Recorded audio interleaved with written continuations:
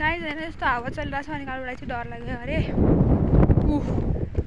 यस्तो छ यस्तो गाइस चोबार रे ब्याक क्यामेरा चाहिँ कतिले छैन नि त त्यही भएर फ्रन्ट क्यामेराबाट बनाइरहेको छु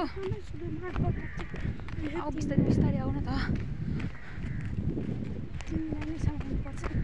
तर फ्रन्ट क्यामेराबाट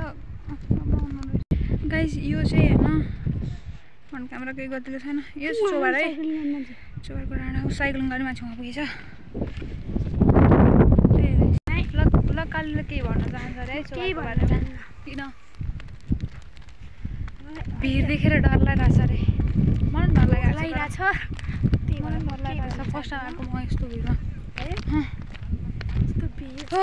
माउन्टेन ड्युले पनि ठिक हुन्न गाइस यस्तो भिडमा त हावाको लहरसँगै उडिरहन मन आउँछ तिम्रो त वासनमा मन भइचल्यो रे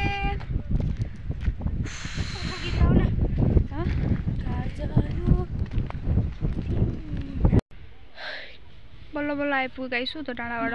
वहाँ पारी डाँडा थियो हामी चाहिँ अनि यस्तो यस्तो भिड गर्दै आएको अब हामी जान्छौँ यहाँबाट ओ माई गड हावा गाइस अब हामी चाहिँ खाजा खान्छौँ हामी जान्छौँ घर भोक लाग्यो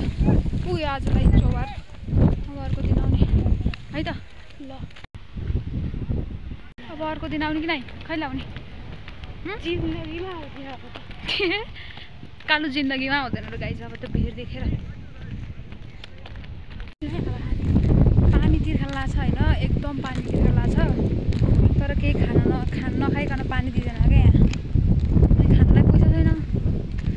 यस्तै छ गाइस अब के गर्नु घर जानुपर्छ एकैचोटि अब पानी खानलाई अब एकछिन हावा खाँदै बस्छु पानी खान पाइँदैन अब यहाँ हावा खाँदै बस्छु